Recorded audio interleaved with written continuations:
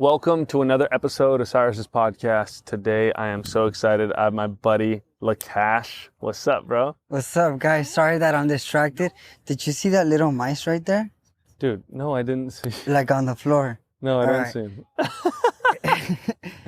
Anyways, we're here in Seal Beach today with my buddy LeCash. We're out. We just posted up and we put the tripod up and we said, let's record a podcast. That's right, ladies and gentlemen. We do these type of things on the daily. You're going to have to excuse me because I have a little accent. And you're going to hear it a lot, especially now with the mic. It's going to probably stand out more. Look, dude, I'm just stoked to have you on here. Thank you, man. One, because I've interviewed a bunch of very successful people on this podcast, and you've been on my list for a while. Not because it was just, I'm a big fan or anything like that, but because of your story, because of your success, and because of, I think that a lot of people can learn from you and what you've done. Thank you, man. Appreciate that. With that being said, I want to talk to you a little bit about hey, before you did art, then why did you get into art and really, really pushing your art, and then where you're headed? So before you did art, because your story is interesting, and I know it, that's why I want to share it. Yeah. So before you did art, what did you do? All right, so I used to work in telecommunication. I'm not going to name the company because I could get in trouble for the type of things that I used to do. But I used to work in a very popular telecommunication company, and the areas that I was located in was Beverly Hills, Hollywood, West Hollywood, Melrose, pretty much like the very popular areas. Yeah. Where art is like the topic of conversation. And it all started by me being kind of like a fan of like the street art that I was seeing on the daily. Of course, I was an artist myself, but I never thought that I was at this level that I'm at right now. I was mainly a fan at the time, and I just started seeing art everywhere that I went, and I just started seeing like the opportunity to get my art out there as well. One, because I was everywhere, from like 9 a.m. to like 5 p.m. where like people were stuck in a like office or like a workspace. I was out in the streets. So it gave me a lot of like freedom. With that being said, I took a lot of spray cans, posters, art supplies with me, and I would use my vehicle, my company vehicle. I would get on top of the vehicle to get on higher spots to get my art out. I would park in certain locations. I would open my van and I would just kind of like put my posters up, and I would just kind of like, I was like a ninja. I was a ninja at work. I was trying to do whatever I could to kind of get my art out there. And the message that I was pushing was, is dreams come true when you make pigs fly. Because when I started doing art, I was told that actually, let me tell you how this story even started. With one of my customers at a time, at a certain time, you could edit that, right? With one of my customers. No. Yeah. One of your customers when you were doing a job. Yeah. Right? So I was doing a job and I had paint on me. And a lot of the times it's not that I didn't shower. It's the paint is just really hard to get off your hands when you're doing it daily. And I had paint on my hands, and this customer was just curious after I did the job.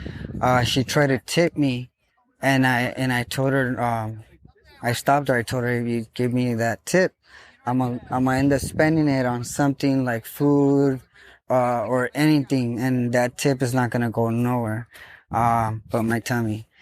I told her, if you give me a life tip, like it's gonna go somewhere, so like, why don't you give me like how did you get to where you're at, basically, is what she's asking, right? Or what you were asking her. Yeah, so pretty much I was trying to get advice because I didn't have a mentor. I come from I was born and raised in East LA. So a lot of people around me didn't have that mentality that I was pursuing. Like it was a very they didn't believe that dreams come true, basically.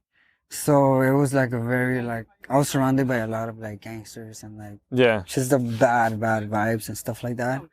And so I was trying to get my mentorship through like these people that I was that you saw were successful. Yeah, because I was going through their houses, seeing how successful they were, and I was just getting advice. They were recommending me books, and I was just taking it all in. And this certain customer, she took it further than just like giving me a tip. She told me like, "Oh, why do you have paint in your hands?" And I told her like I do art on the side. It's something that that's my passion. And she forced me to show her my art portfolio, because when we're at work, I was trying to keep it professional. I showed her my art portfolio. She really liked a certain art piece, which was a koi fish. And let me tell you something interesting on how the universe works. I come from a very like poor background. Whenever we got gifts, it's 3 brothers and 1 sister. Whenever we got gifts, it was like 1 gift for the 3 boys and 1 gift for the girl. And it was a Christmas that we got like the biggest gift ever, which was, I want to say it was an Xbox. And in the Xbox, it was the game of Madden, NFL. And it was the St. Louis Rams on the poster, on the video game. So I kind of fell in love with the Rams, and but my brother used to always pick the St. Louis Rams, and it was the original Rams. So I didn't want to copy him, so I went with the Los Angeles Rams. So I grew up loving the Los Angeles Rams, and I just fell in love with them. And every time I would talk about sports, I would say the Los Angeles Rams. People would make fun of me because they don't exist at that time. Yeah. And it just so happened that this customer that I was talking to, showing my art portfolio, her dad was the owner of the Los Angeles Rams. And it's crazy, right? So she was telling me that she had just gone out of surgery, and the nurse that was helping her, she had a koi fish tattoo, and every time she would wake up from like her surgery, that nurse will be there. So the first like image where she will like wake up from her anesthesia, it was that koi fish. Oh, interesting. So that's why she fell in love with that koi fish that I made. And but I made it in a piece of cardboard.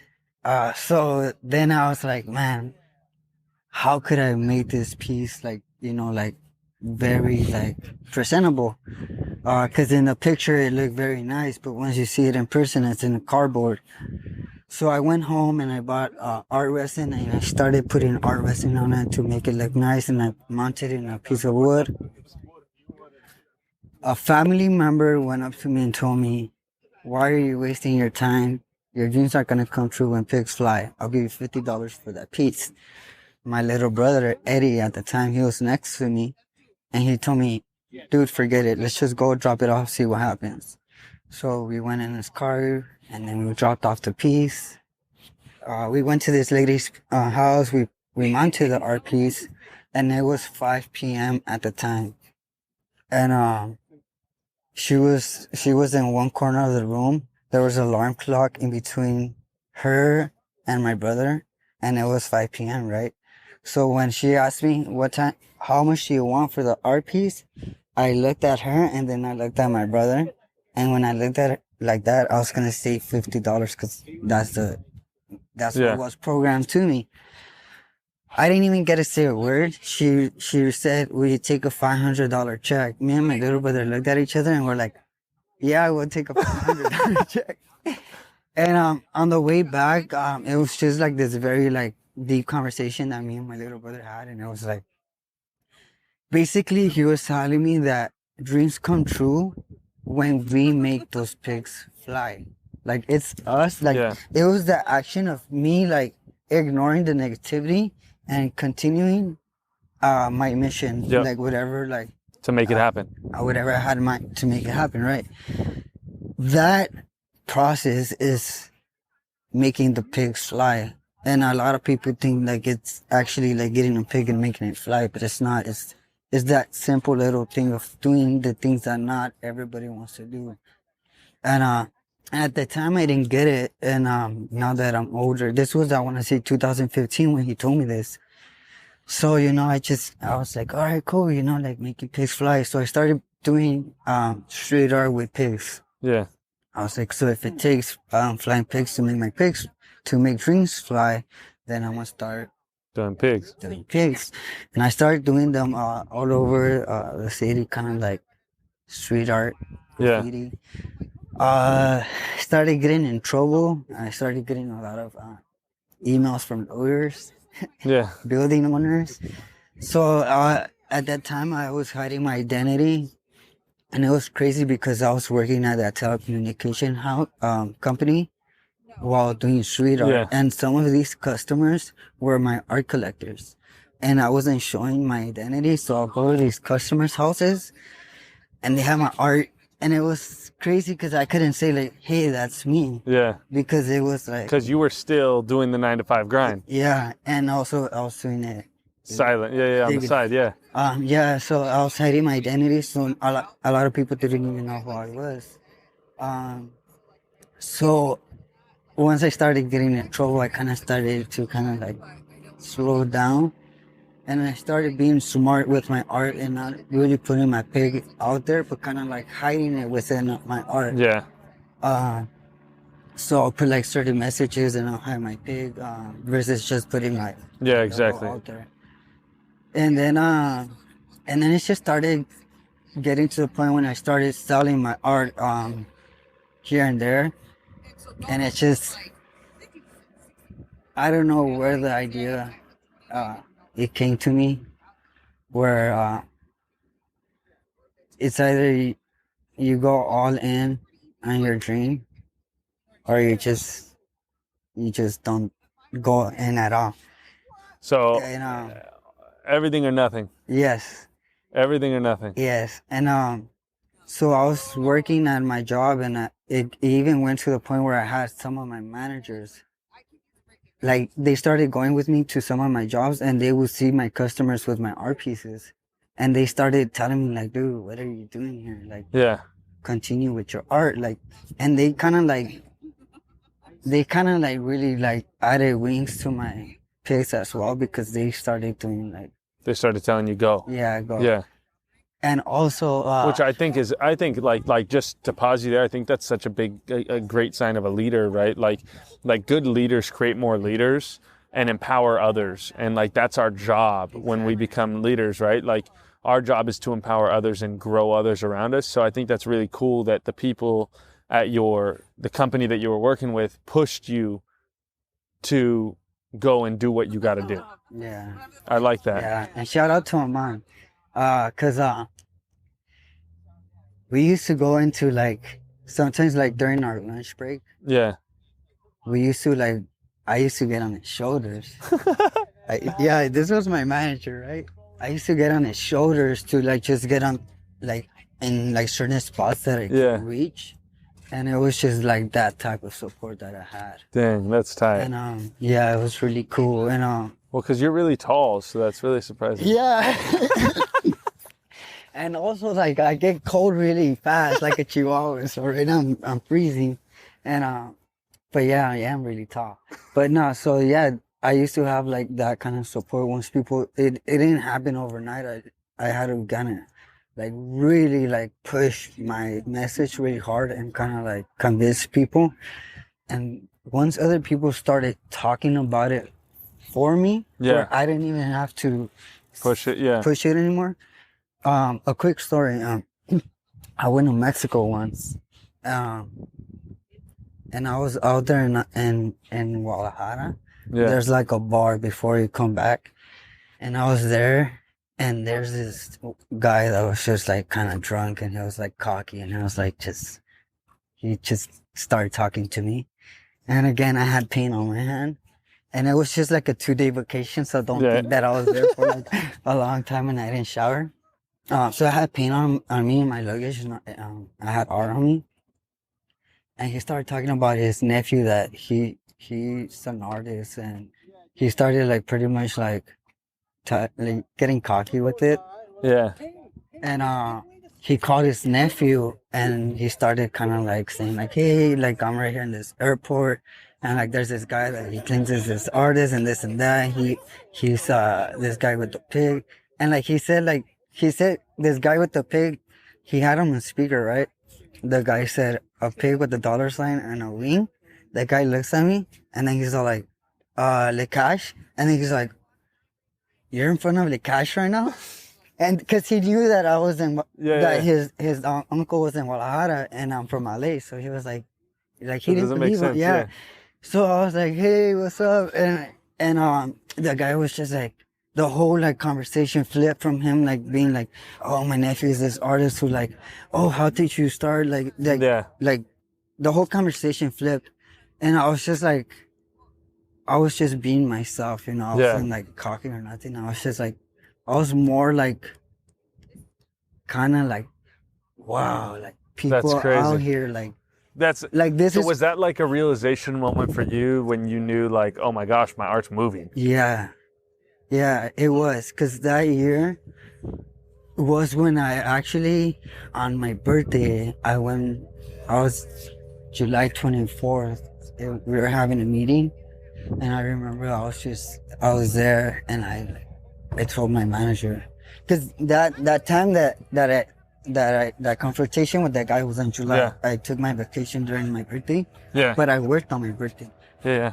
And then so I was just seeing like people like kind of like in pain, like the older people in front of me, and I was just like, man, it's my birthday, and I'm here like just looking at what I'm going to, what you're gonna end up being. And I immediately, like, once that meeting finished, I went to my manager and I told him, like, you know what, I'm quit. You know, like, I told him, like, this is that's it. Like, I'm quitting. He's like, you're putting your 2-week notice. I told him no.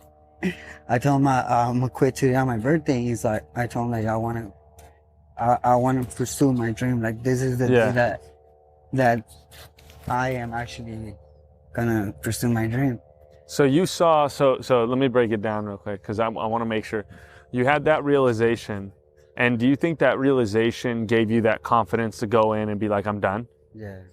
And so you went in, and then it's your birthday. Then you see all these people that are way older than you, aching and things like this, working 9 to 5, yada, yada, yada. And you're like, I don't want this for my life. Yeah. So do you feel like that was the moment that you took control of your actual life and your future? I think so. So that's the moment that you actually started to make pigs fly. Yeah. Everything before that was, I'm gonna push to make, but that's when you realized that thing that you said Eddie had told you. Yeah. And now that you're mentioning it, I think you're right, because all the other things were kind of like you're close to it, you're kind of kissing it, you're flirting with it. When I actually like quit was like, you were like, I'm all in. I want to take you out on a date. Let's go. Yeah. You know, the other little things were just like, oh, it could be cool. Like maybe, Yeah, like just dabbling with it. This was like, there's no more income. Yeah. You know, it's like, it's real. It's real. It's real. It's scary. It's exciting. It's fun. Yeah. Like, it's all of these different emotions. It's a roller coaster. I think, and that's really interesting, because like, I think so many people deal with that in so many different careers. When they want to chase your passion and chase what you're really wanting to do, like I think that's super exciting when you go and you push and chase for your dreams. Yeah. And I think a lot of people, they have to take that jump. Yeah. And most people won't take that jump because it's scary. It's scary. You're jumping into the deep end. You don't know if the water's cold or warm. And you don't know, if you're going to swim or drown. You don't know what's underneath the water. But you have to at some point you have to take that leap of faith. Yeah, it was very scary. And let me tell you why it's even more scarier. At the time, I didn't have no backup plan. Like I said, it was just like a spontaneous idea where I was just like, I have to go all in. I didn't have like no backup plan, and also like I want to say this was like a few years after that. I I found out I was gonna have a kid, my daughter Mila Sky, which made it even more scarier Yeah. because it's like at first it's like okay, like you go all in, Yep. but if you fail, it's like it's just you. Now it's like There's more to it. there's more to it. Now it's like, what do you mean fail? Yeah. Like there's no failing. There's no option. It's impossible, you know. That's crazy. So okay, so now I'm gonna fast forward to a little bit part. So you went, you did this, you took that jump, then it became really real when you had when you guys had Mila. Yeah. And then I want to fast forward because then you started crushing it. You started becoming in all these galleries in the scene. Like I mean, you're one of the most well-known street artists in the world. And by the way, like here's the craziest thing for anybody listening. Like when I met LeCash, I talked to him for about an hour and a half at this show, and if it weren't for like that conversation, like, and me really understanding, like, one, I saw his art and I was like, oh my gosh, this guy's amazing, blah, blah, blah. I didn't even realize he was the artist. We were just vibing and having a good conversation. And then I showed him, I was like, yo, check out this is the piece. And he goes, oh yeah, it's my art. And I'm like, are you kidding me? Like, one, your art's dope, but you're a good person. Like, this is I think another piece of success that like a lot of people won't touch on, like the way that you carry yourself in the manner that you carry yourself, like without seeing the art all over or the paint all over you all the time, like we would just think you're a normal guy, chill, hang out. Yeah. But little did we know that you create some of the best street art in the world. Yeah. Which is so freaking crazy to me, right? So, but fast forward, right, to we met, and now you're really crushing it. You're in a bunch of galleries. You're all over the world. You're all over the country with your art. And then something crazy happened. And I'm going to dive into this. And I know you probably didn't want me to dive into this because then you're going to get emotional. But your brother and your dad passed away this year. Yeah. And I remember we were supposed to meet. And you texted me like, yo, I can't meet. And I was like, why? And you were like, and you told me.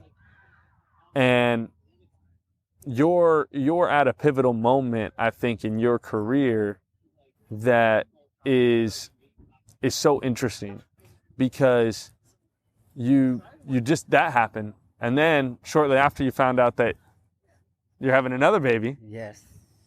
So your brother and your dad passed away, and then shortly after you found out you're having another baby, and there's a lot going there. But you also just did an art show that I think, quite honestly, changed the industry and how we're moving forward. And you did the LeCash and Friends art show. Yeah, man, it was. And you crushed it. Thank you, man. Appreciate it. And this is something super powerful because you went and you turned in this energy that, we've had long conversations about your brother, about your dad and all this, but you turned this energy and you flipped it into, hey, look, I'm going to push forward for them. Yeah. And I think this is, at every given moment in our life, we always have a choice to go right or left. And we can choose to sit there and say, oh my gosh, woe is me, my life is hard, this happened, yada, yada, yada. And we can choose to do that. Yeah. Or we can choose to move forward and push to become greater in XYZ person's legacy, or because this is happening. And you chose to go right. You chose to push through, do something in memory of them, and you put on one of the best art shows that our industry's seen, with some of the biggest names in the industry. And they all came together because they know who you are, like what I was going back to, as a person, and what you've gone through and where you're going. And I think the industry respects you, but not just your art, they respect you. And I think that's super powerful. And I wanna break down the reason I'm going on this whole thing is because I think it's really important for people to understand like what actually makes you so successful and what led to your success. And I don't think that it's purely about the art, because there's a lot of talented people in the world. Right. I think that it has everything to do around the art. I think that it has to do with your attitude, how you approach people, how people when people approach you, how you act. I think it's around how you operate and your mindset, and the fact that you're going all in and that's it. There's no option but to win. Yeah. And these are key things of success. And so what I'm curious about is, one, I know that it was like a realization when you had that motivation, like, hey, look, I'm going to go all in. But where did you get this thought process of there's no option but to win, and then the thought process that you will keep going no matter what? I don't know. I think it has a lot to do with like my roots. My father, he was he was a hustler, man. I remember, yeah, I don't really share this with a lot of people, but I remember being in school, and then school ends, and then we'll go to home, and then we'll go sell shoes with my dad. So we'll go around like apartments or different communities, and we'll sell shoes. And I saw my dad like just knocking on doors, people slamming doors on him, and the consistency. And sorry man, I get emotional, but I think it just, like seeing like my father like just being consistency and like his ambition, like it's just kind of like, I don't know, I guess it got programmed into me. And also I love life. I love life. Like I get emotional with this a lot, but some people take life for granted. And I remember like on my birthday, I would like just tell my family like just I'm so happy to be here for another year. Yeah. And so I try to make the most out of what I have. And man, you should have brought some napkins. If you make me cry. I mean, but sorry. this is why, like again, like, look, Here it is. Yeah. Man. I think this is what it is. I'm just tired of being tired. And I learned that failure is just part of the process. And the process is the process is the dream, Yeah. not the destination. Because once you get there, the dream is over, right? Yeah. So it's like then it's on to the next. Yeah. I mean, you go to bed, and the process of sleeping is your dream. Yes. And you wake up, and the dream's over. Yeah. And that's what life's about. Yeah. Like, that's the craziest thing that actually that concept is something I talk about all the time. And it's a common thing with successful people. They understand and live in the process, because that's all we have. The beginning is when we're born. The end is when we die. The process is what we live. That's the fun part. Yeah. Because that's where you create all the memories. Because if I were to talk about my most successful moments, they're gonna go back to like where now it's like my first painting that I sold. That was my most successful moment. Not this last show that I had.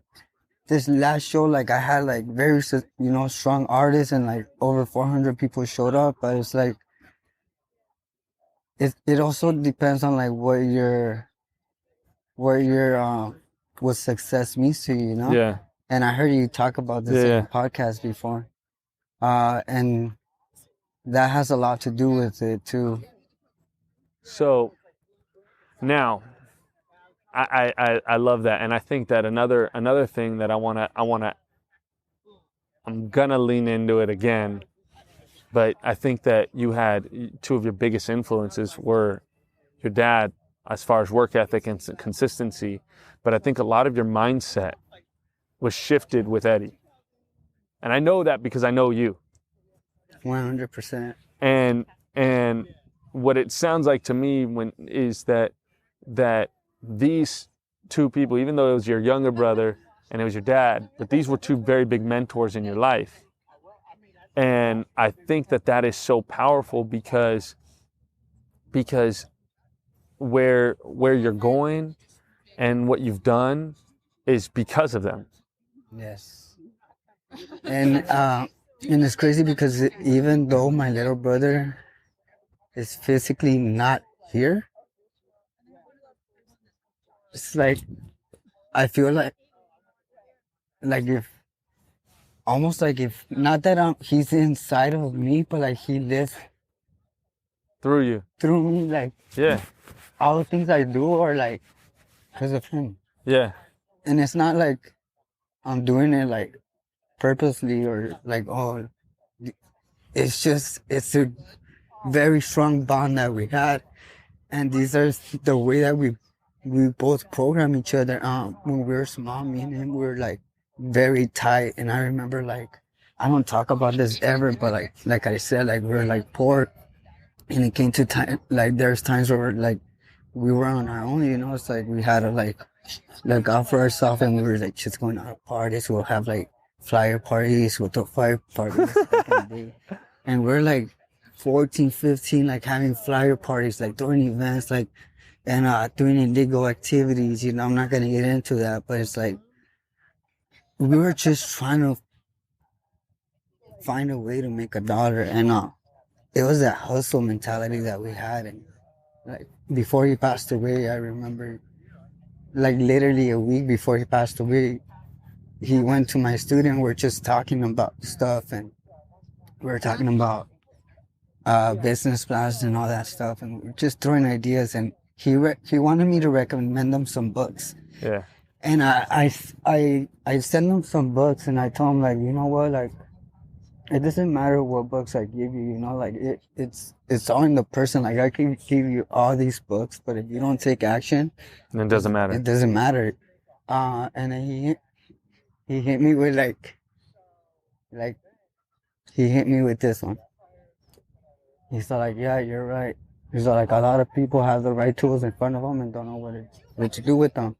But I also feel like when you're not ready, you're not ready. But It's also good to have those tools ready. So when you're ready, you're not looking around for the tools. Yeah. And I was just like, okay. Yeah. You know, like, I have a feeling he probably came up with that, like, you know, just to be like witty or something. But it was also like you're right. And also like it was like that type of, you know, like that type of bond that I had with my brother. And in all honesty, like I wouldn't be where I'm at without him, because a lot of the street art, the beginning of my art career, a lot has to do with Eddie. The reason a lot of these artists, they helped me out on this art show was because they personally knew Eddie as well. Every art show that I was in, he was there helping me out. He was my left hand and my right hand. I love that. And now you got, again, you're one of the most well-known street artists in the world. And now, on top of that, you just had a baby. Yeah. Baby, what's the baby's name? Baby Eddie. Baby Eddie. Yeah. and if you talk to my daughter, he's gonna say it's Baby Eddie LeCash. she's in love with that name, but it's Eddie Raiden Magana. We had him during Hillary, Hurricane Hillary, and we had a blackout in the hospital, so it was just a perfect name, Raiden. You know, It went with the storm, the blackout. It was just it was crazy. And he's just like our little light, like he's the one that's keeping us going now. And yeah, it's a baby Eddie. Yeah, and I love that. And then during your art show, you also put up art from Mila Sky, Oh yeah, that's and right. she sold out. That's right. So your daughter Yeah. went, and how's your daughter?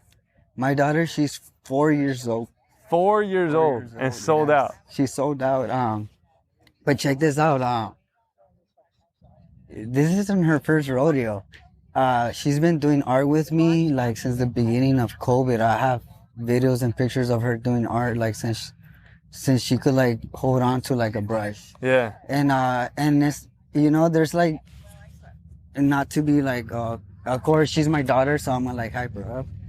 But it's like no, but she's actually very talented. Yeah, like ridiculously. Yeah, like what? Yeah, so cause also like I'm a hard critic because I'm an artist and I don't wanna put out stuff where it's like, oh, that's your daughter. And I know it sounds like a dick, but it's like I also want to be like a good teacher for her, and I want to make sure that whatever she puts out, she's happy with it. Right now, it doesn't matter because she's a little girl, but if she wants to pursue it, I want to be able to. The passion.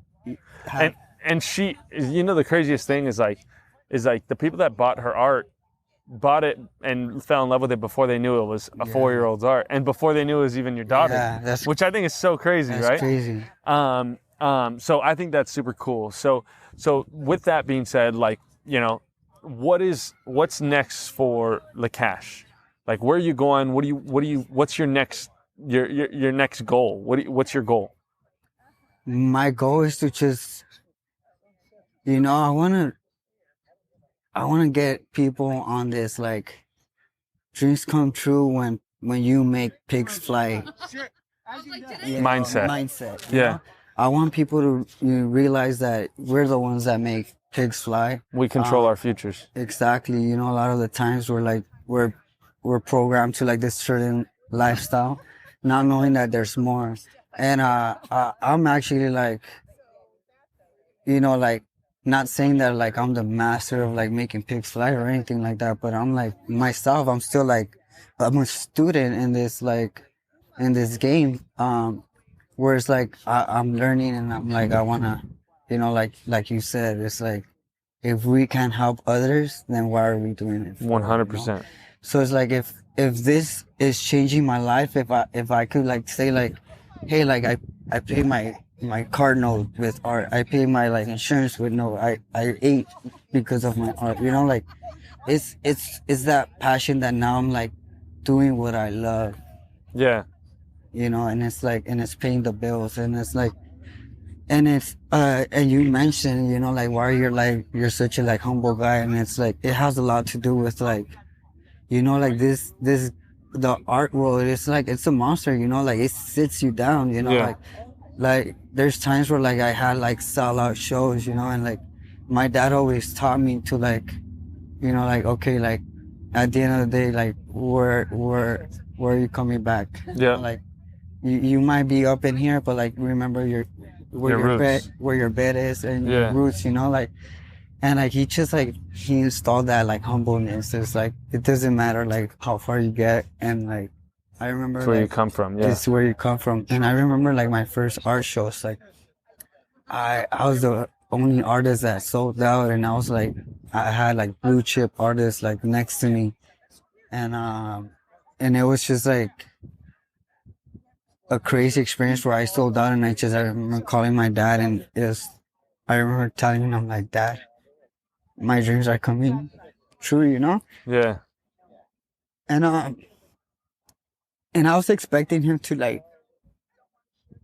congratulations, hype me up, for you. Yeah.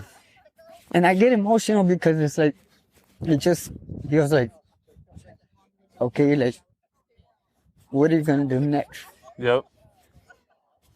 Just to kind of like, at the time I was like young, and I was like kind of like probably just hurt, and I was like, yeah, what do you mean what I'm gonna do next? Just sold out. Right, but it's just, now that I'm a father, I see it, like they see from here to here. Yeah. they see from here to there. Yeah. And I guess that's what he saw from me. And he didn't want me to kind of like get cocky or nothing like that. And also like it forced me to kind of like go on to the next one. Yeah, put your head down and put in the work. Yeah, too. I was like, all right, well, watch the next one. Yeah. The next one.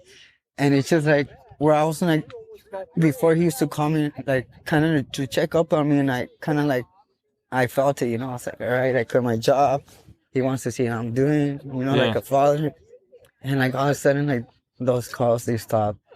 And it was more like different type of conversation. Yeah, yeah. I didn't feel like a little kid being watched. Yeah. And that's when I was like, because he saw you doing your thing. Yeah. So your goal is to give that to other people. Is to give that mindset, that thought process that you can make pigs fly, that you can put your head down, put in work, and you can create anything. Yes. I love that.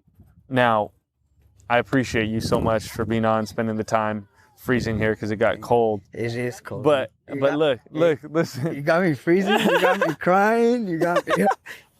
I appreciate you. Thank you for being on. Where can people find you if they want to connect with you? You can find me on my Instagram on LeCash Art. How do you spell that? That's LeCashArt. Or my website is lecashart.com. That's LeCashart.com. I love it. I appreciate you for being on. Thank you so much, man. Thank you guys. Appreciate it, guys.